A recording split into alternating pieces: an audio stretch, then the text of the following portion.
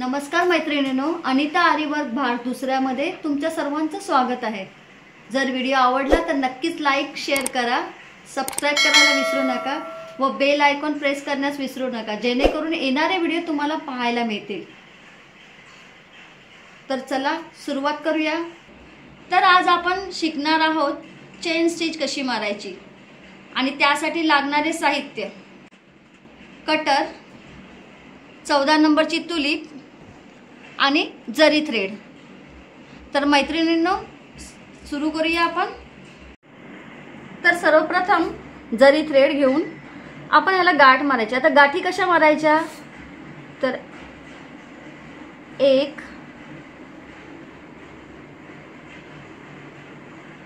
2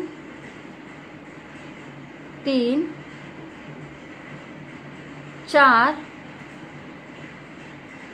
5। बघा कशी मोठी गाठ मारली आहे। जेव्हा कपड्यामधून हा धागा आपण खेचतो तेव्हा ही बाहेर येता कामा नये, म्हणून अशी जरा जास्तच मोठी गाठ मारायची आणि हा उरलेला धागा आहे तो कटरने कट करून घ्यायचा।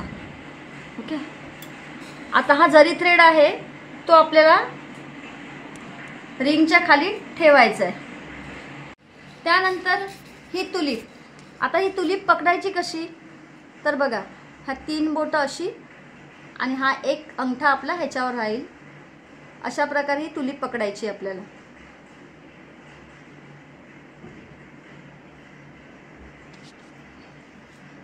नंतर हा जो आपण जरी थ्रेड खाली ठेवलाय, उभा ठेवलेला आहे, हा जो जरी थ्रेड आहे तो आपण जो उभा ठेवलाय तो हातात पकडायचा कसा?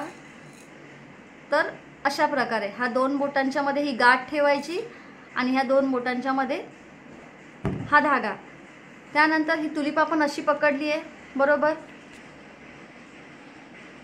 म्हणजे हा जो ही जी तुलीपची नोक आहे ती असं उचलायचं खालून। चला तर सुरुवात करूया। मी धागा असा पकडला, आता असाच मी खाली रिंगच्या खाली हा धागा पकडायचा आहे।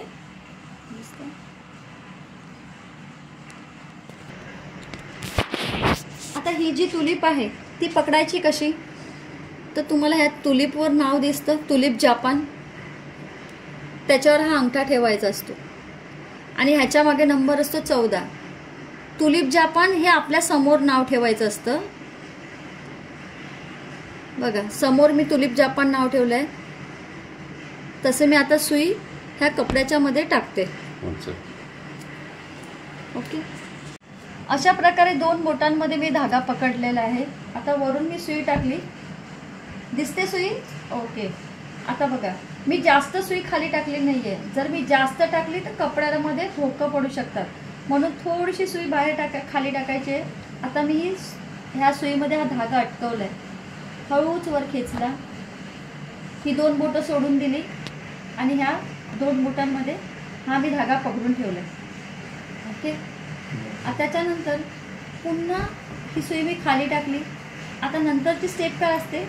तर हा धागा आहे तो आपला ह्या सुईमध्ये अटकला पाहिजे। हे बघा अशा प्रकारे ह्या सुईमध्ये अटकवायचा आणि हळूच वर खेचायचं। पुन्हा टाकला, पुन्हा ह्याच्यामध्ये असं अटकवायचा आणि हळूच वर खेचायचं। जर आपला धागा ह्या सुईमध्ये अटकला नाही तर कपड्याचा धागा वर येऊ शकतो, म्हणून कधीही खात्री करून घ्यायची की आपला धागा ह्या सुईमध्ये अटकलाय की नाही। अटकल्याबरोबर ह्या सुईला वर खेचायचं। हा धागा पकडून ठेवला, बघा वरती कसा धागा आलाय, दिसला? आता हा धागा जसा येतो वरती तसं पुन्हा मी हा तुलीप नाव माझ्या समोर ठेवलाय, ही सुई खाली टाकली, खालून पुन्हा मी धागा ह्या सुईला अटकवला आणि इकडनं मी खेचला। आता जसा खेचला तुलीप नाव समोर आहे, समोर असताना काढला, पुन्हा ही असं थोडंसं फिरवायचं, हा 14 नंबर माझ्या समोर आलाय, पुन्हा तुलीप नाव आपल्या समोर आणायचं, हा धागा मी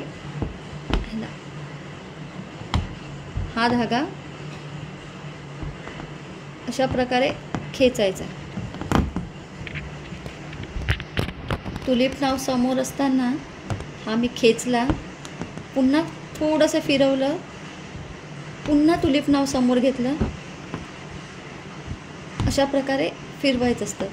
बघा ह्या दोघांमध्ये अंतर बघा. काही वेळेला आपली स्टिच अशी जाते, अशा प्रकारे.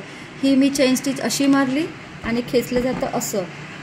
अशी खेचायची नाही आहे, मग त्यामुळे ही जी आपली चेन स्टिच आहे ही रॉंग येतं. तर चेन स्टिच मारताना अशी न मारता ही सरळ सुई ठेवायची.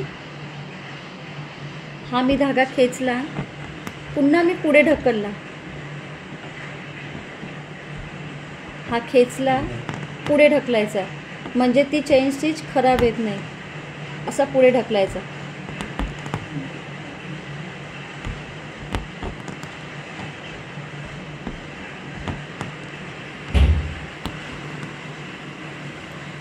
ओके.